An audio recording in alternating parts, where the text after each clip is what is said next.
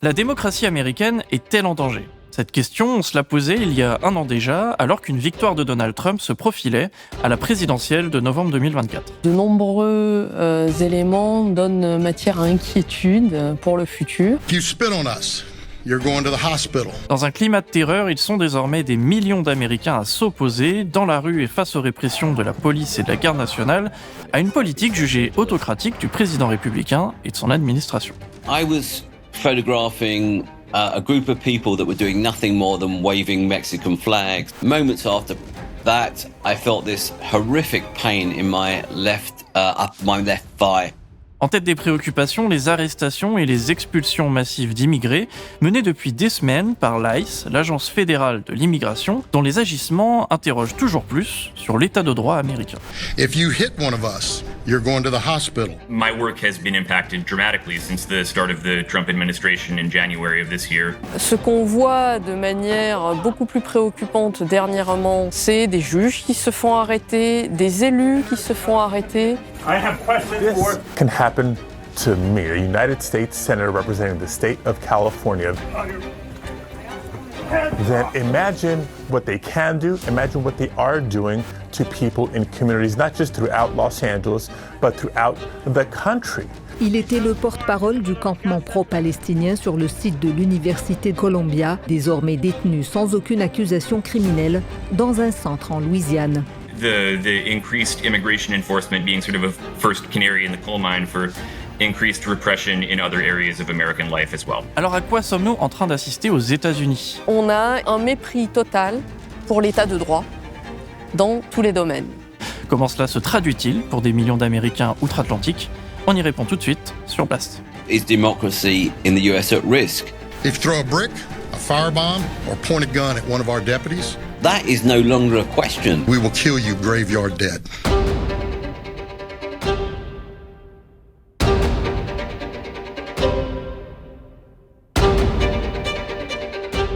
Il y a, depuis le retour de Donald Trump au pouvoir, et même avant son retour au pouvoir dès le mois de janvier 2025, il y a eu énormément de manifestations dans tout le pays. C'est quelque chose qu'on a tendance à ne pas forcément voir depuis la France. Mais en fait, depuis le mois de janvier, si on compare à la période de la première administration de Donald Trump, on a eu à peu près 3 fois plus de manifestations aux États-Unis que lors du premier mandat.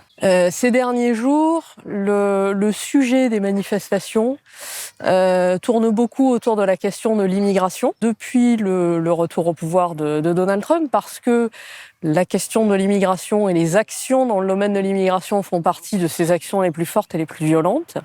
Mais ça n'est pas le seul sujet de protestation, loin de là. On a des épisodes de répression violente, et on a également, surtout encore et peut-être surtout, certains acteurs clés du pays se faire réprimer, c'est-à-dire que on est habitué, malheureusement, à voir des manifestants se faire cibler par les forces de l'ordre. Ce qu'on voit de manière beaucoup plus préoccupante dernièrement aux États-Unis, c'est des juges qui se font arrêter, des élus qui se font arrêter ou qui se font prendre à partie ou menotter parfois brièvement par les forces de l'ordre. Et on voit également une dynamique qui peut être différente entre la manière dont se comporte l'État fédéral et les forces fédérales et les forces de l'ordre locales. On voit aussi une différence d'action entre les forces de l'ordre selon les États dans lesquels on se situe. La Californie, par exemple, aujourd'hui, est principalement gouvernée par des démocrates. Alors pas partout, mais le gouverneur est démocrate. On a beaucoup parlé de Los Angeles, la maire de Los Angeles est démocrate. Si l'on regarde la Floride ou le Texas, les dirigeants locaux sont principalement des républicains. Et dans ce cas-là, la répression peut être plus forte et plus violente. Ce qui est différent, notamment dans le cadre des manifestations de Los Angeles, c'est la mobilisation par Donald Trump de la garde nationale. Un déploiement qui s'opère contre l'avis des autorités locales et du gouverneur démocrate de Californie, Gavin Newsom. Ça, c'est quelque chose qui n'avait pas été fait dans ces conditions-là depuis 1965. Et en 1965, lorsque Lyndon Johnson avait ce qu'on appelle fédéraliser la garde nationale dans un des États du sud des États-Unis, il l'avait fait pour protéger les manifestants qui manifestaient en faveur de la défense des droits civiques. Là, on voit un renversement, c'est-à-dire qu'on voit un président républicain qui fédéralise la garde nationale d'un État démocrate contre l'avis du gouverneur, qui lui souhaiterait protéger les manifestants, alors que l'administration de Donald Trump, elle, souhaite contrôler ces manifestants, voire les empêcher de s'exprimer. Quand on pense aux grandes manifestations, on pense aux manifestations des droits civiques, et c'était les instances précédentes de fédéralisation de garde nationale, sous Eisenhower en 1957 pour la déségrégation des écoles, sous John Fitzgerald Kennedy pendant la lutte pour les droits civiques, et ensuite sous Lyndon Johnson. Et il y avait aussi eu une instance de fédéralisation de la garde nationale, cette fois avec l'accord à la demande du gouverneur. C'était à Los Angeles en 1992, lors des émeutes, et cette fois il s'agissait bien d'émeutes, à la suite de l'agression de Rodney King. Rodney King, un jeune afro-américain, est tabassé par 4 policiers blancs après un excès de vitesse et un délit de fuite. Il y a, depuis janvier et ces derniers temps, de très nombreux mots d'ordre qui se mélangent et qui se superposent lors des manifestations. Les manifestations qui ont éclaté début juin à Los Angeles, celle-là était beaucoup plus ciblée sur la question de l'immigration et en particulier contre la manière que la police de l'immigration, ICE, a de procéder aux interpellations, à des descentes sans grande discrimination pour interpeller des immigrés sur leur lieu de travail. Et donc, ça crée un climat de peur, voire un climat de terreur. Ça déstabilise des communautés entières. Et c'est l'une des raisons principales qui ont généré ces manifestations début juin à Los Angeles. Ici, des policiers se sont massés à proximité d'un grand magasin de bricolage où des travailleurs viennent régulièrement proposer leurs services pour la journée. They're human beings just like any of us. We're Hispanics, we help the community, we help by doing the labor that people don't want to do. People see these abuses and see ICE abusing its power in this way, and they feel angry or scared. So it makes perfect sense that they want to push back against those abuses. You know, they've seen their family members, community members, colleagues, people who they've known for years essentially just disappeared into the deportation pipeline, and they've had enough of it. On the whole, we're seeing both an increase in ICE abusive tactics, an increase in protests against ICE, and then those protesters being also met with increasing government repression. On a vu apparaître dans les manifestations de Los Angeles des drapeaux mexicains.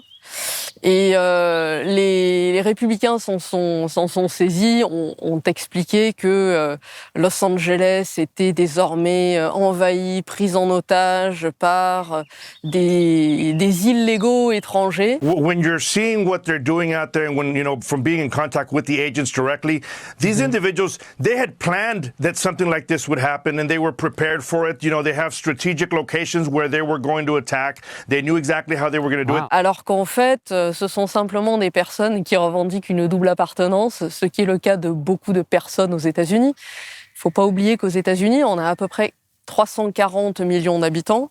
Et sur 340 millions d'habitants, il y en a 46 millions qui sont nés à l'étranger. La moitié de ceux-là sont aujourd'hui des citoyens états-uniens. L'autre moitié sont là légalement, mais ne sont pas des citoyens. Because what I've seen, certainly in the past 5 years in the US since the big George Floyd Black Lives Matter protests, I think the better word to use would probably be devolution. It's devolved. It hasn't evolved into a more strategic, tactical system, it's what we're seeing out on the streets now in Los Angeles is just a complete breakdown of society almost. And I'm not holding that blame to the protesters, more at the feet of law enforcement that seem to have complete inability to control this. I realized very quickly that the biggest threat to my own safety would actually come from law enforcement. The way in which they brutalize protesters and media alike is terrible. The only way I try and avoid this is I try and be as obvious as I can be as to what I'm doing. So I wear a lanyard around my neck with press ID. I don't need to tell a Frenchman about how to protest, do I? Let's be honest. I was photographing a group of people that were doing nothing more than waving Mexican flags. There was nobody in my vicinity who I was aware was throwing stones, throwing bottles, anything. I was facing the sheriff's line, photographing through these line of flags. I turned sideways to video some protesters on that side. Moments after that, I felt this horrific pain in my left thigh. I reached down instinctively with my hand and felt something solid that appeared to be attached to my leg or on my leg. A group of protesters ran up to me, picked me up, carried me to the footpath. I had surgery the next day to remove this device, and I was in hospital for a total of 4 days.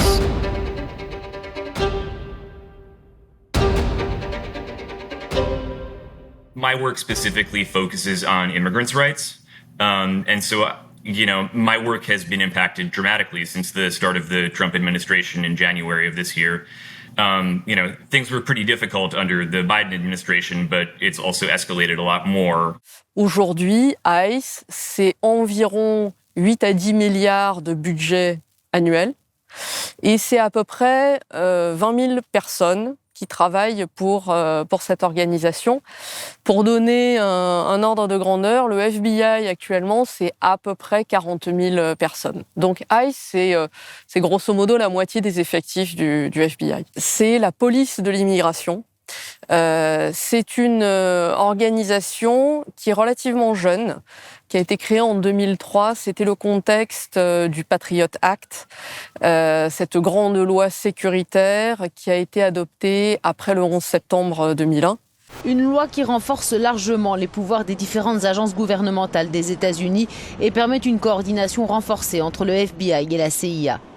ICE a pour mission de contrôler l'immigration, de renvoyer les immigrés sans papier et également à des missions dans le domaine des crimes transfrontaliers.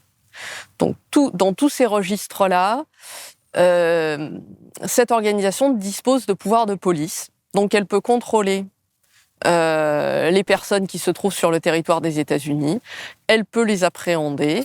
ICE dispose de centres de détention. Il y a aujourd'hui environ 50 000 personnes qui sont détenues par ICE parce que suspectées d'être sur le territoire illégalement. Et ICE peut ensuite expulser ces personnes du territoire national. Alors, ça n'est pas la seule organisation qui peut expulser des personnes, mais c'est l'une des principales. In recent years, ICE has become an increasingly rogue agency, and it's been using abusive and manipulative arrest tactics. There are reports of its agents regularly wearing masks or wearing plain clothes or using ruses to try to gain entry to homes or buildings. They also often don't show badges or identification. And people are seemingly grabbed off the street and taken into ICE custody without any chance to challenge their arrest until they're already whisked away. Capté par des caméras de surveillance, voici la dernière arrestation en date d'une étudiante pro-palestinienne. Le visage masqué des agents d'immigration américains ont appréhendé mardi Romeysa Öztürk, une doctorante turque au Massachusetts. But now what we're seeing is authoritarian rule and the unaccountability of not only government but ICE as well. ICE officers are turning up with face masks on. They have no ID badges. They have unmarked vehicles. They're not presenting the relevant paperwork, which here is a warrant signed by a judge. You know, we've seen this in authoritarian dictatorships before. We're seeing this, people getting snatched off the streets into unmarked vans and then detained and denied their constitutional rights. We have a friend at the house right now who's undocumented.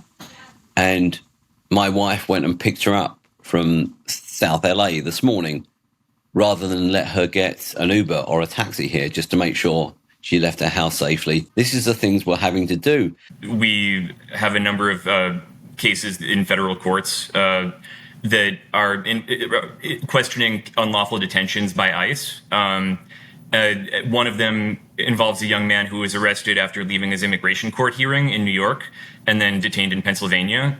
That's been a tactic that's been very problematic. It discourages people from even showing up to their immigration court dates in the first place, even though that's arguably like the only right way to do things. Beyond that, I mean, once you're in an ICE detention center, you might face other sorts of, civil rights violations. We documented in a complaint to the Department of Homeland Security's Civil Rights and Civil Liberties Division about a year ago, a number of civil rights abuses that were taking place at the Moshannon Valley Detention Center. Among the conditions that people faced there were, racial discrimination, sexual abuse, lack of access to medical or mental health care, all sorts of horrible conditions. Depuis le premier mandat de Donald Trump, du fait de la place particulière de l'immigration dans son discours, dans son programme, on voit cette organisation en particulier prendre une place très à part au sein de l'imaginaire MAGA. In Springfield, they're eating the dogs, the people that came in. They're eating the cats. They're eating the pets of the people that live there. La base de Donald Trump, Make America Great Again, a plusieurs sujets qui lui tiennent à cœur, et l'immigration en est une. Et le symbole de la lutte contre l'immigration aujourd'hui aux États-Unis, c'est ICE.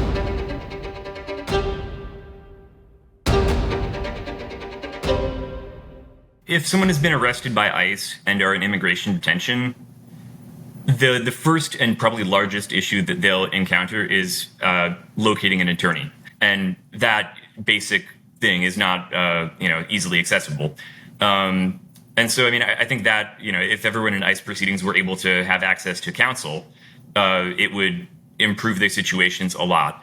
On a des marqueurs d'autoritarisme et on a vraiment, dans les modes d'action, dans le mépris pour l'état de droit, des dérives très préoccupantes dont la gestion des questions d'immigration est un exemple, mais qui ne se limite pas, loin de là, à ce seul exemple. The increased immigration enforcement being sort of a first canary in the coal mine for increased repression in other areas of American life as well. Sur le plan budgétaire, sur le plan des effectifs de l'État fédéral, il y a eu une attaque en règle dans les premières semaines de l'administration Trump contre l'État et son fonctionnement, avec des coupes dans les ministères, dans les agences, sur des programmes spécifiques avec des thématiques particulières.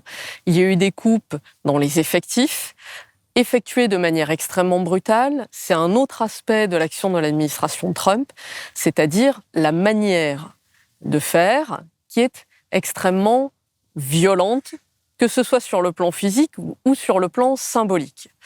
Des renvois de personnes qui sont ensuite réembauchées pour être renvoyées quelques semaines plus tard.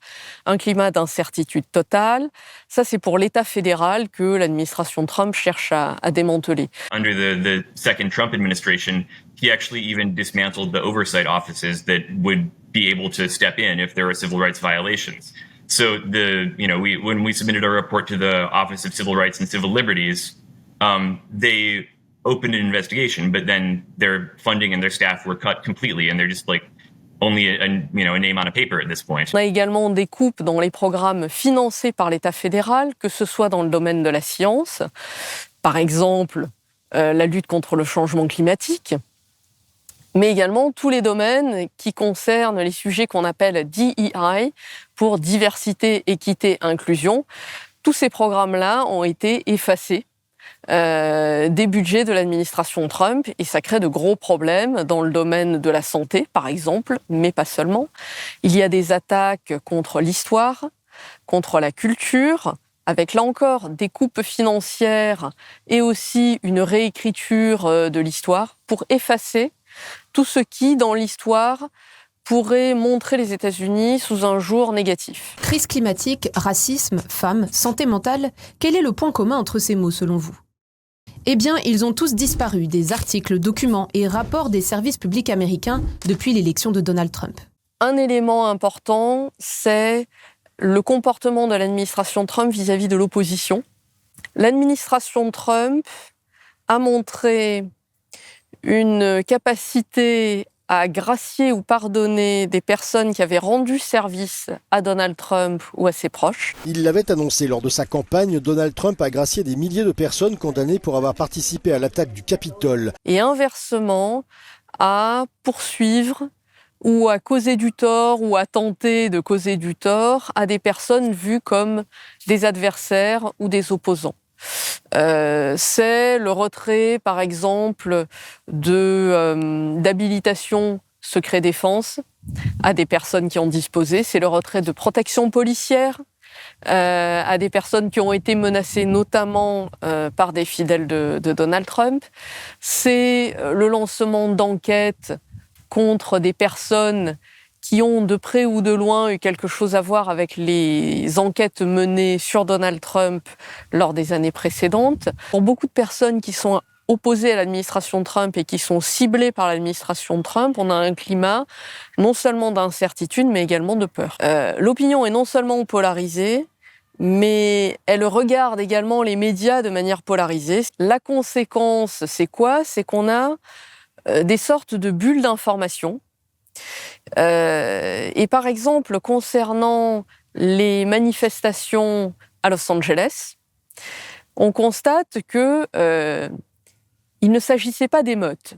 Il y a eu des débordements, il y a eu du vandalisme, il y a des voitures qui ont brûlé, oui. Mais il ne s'agissait absolument pas d'une situation d'émeute dans les rues. You can also see a large American Constitution flag is there on the steps. This is just one of so many No Kings protests right now unfolding across the United States. Et pourtant, il y a une enquête qui a été réalisée le 10 juin par YouGov et qui montre que 42% de la population pensait que la majorité des participants à ces manifestations étaient violents, contre 35% qui pensaient que la majorité des participants étaient pacifiques.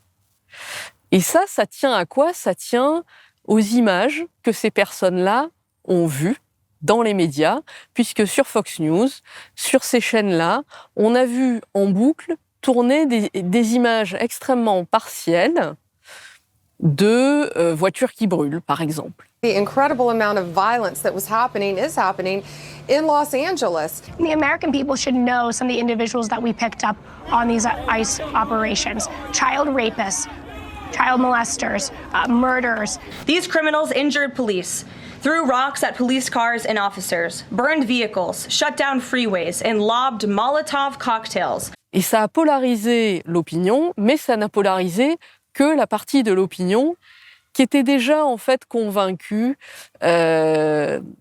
concernant ces sujets-là. Most media here in the US are pretty right-wing. They're quite supportive of government policy, of deportations, and of law enforcement.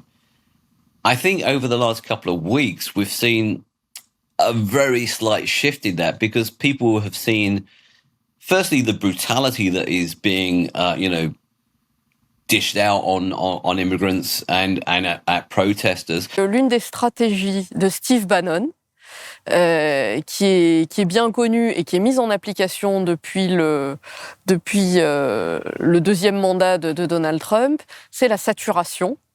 La saturation des médias, la saturation de l'opposition aussi, en lançant des actions tous azimuts. Et on peut constater, ces derniers jours par exemple, on a vu beaucoup d'actualités autour des manifestations à Los Angeles, l'envoi de la garde nationale, on a vu toute une page d'actualité autour du défilé organisé pour l'anniversaire de Donald Trump. On voit ces derniers jours également la situation au Moyen-Orient qui s'embrase et on se pose beaucoup de questions sur le rôle de Donald Trump, la manière dont sa base va réagir, car les républicains sont partagés sur ce sujet-là. Mais pendant ce temps, toutes les autres actions de l'administration se poursuivent. Et on ne les voit plus dans les médias. On ne les voit plus parce qu'il n'y a plus de place. Une fois qu'on a parlé des manifestations anti-immigration, de la réponse de l'administration Trump et de la situation au Moyen-Orient. Et ça permet à l'administration Trump de continuer à mettre en place son programme ultra-conservateur. Déportation de masse, démantèlement du ministère de l'Éducation, criminalisation de la pornographie et de l'avortement, fin des efforts de lutte contre le réchauffement climatique. Maintenant que Donald Trump est élu, beaucoup dans son camp veulent qu'il applique ces mesures issues d'un document explosif, le projet 2025. Project 2025 is a very bold, very authoritarian strategy. Not for this administration, not for 4 years, but for 20 years, for 40 years, for 50 years in the US. You're not going to be able to roll out the Project 2025 strategy in full with a democracy like we've had for the past 200 and odd years. Ça remet en cause le socle de la démocratie aux États-Unis. Quand la règle de droit n'est plus respectée par l'État, on ne peut plus avoir confiance dans la parole de l'État, d'une part, mais également dans le fait qu'on peut continuer à s'exprimer comme on souhaite le faire, sans avoir à craindre de représailles, par exemple. At what point do we look to leave? If you'd asked me that question, 7-8 months ago, I would have dismissed it as a ridiculous question. This is home. Now, it's something that we consider on a daily basis. Si on remet en cause l'état de droit, si on remet en cause la capacité de l'opposition à s'exprimer de manière libre, et qu'on remet en cause la manière dont les élections se déroulent, quand on prend tous ces éléments en compte, on peut sérieusement se poser des questions sur le devenir de la démocratie aux États-Unis. Is democracy in the US at risk? That is no longer a question. The evidence to that answer is already out there, and it's been out there for a couple of months now. That should no longer even be a question. We are past that point by quite a distance. Merci d'avoir suivi cette vidéo, on vous attend dans les commentaires, et comme toujours, pour soutenir une information indépendante, vous pouvez faire un don ou encore liker et partager la vidéo. Moi je vous dis à très vite pour de nouvelles actualités sur Blast.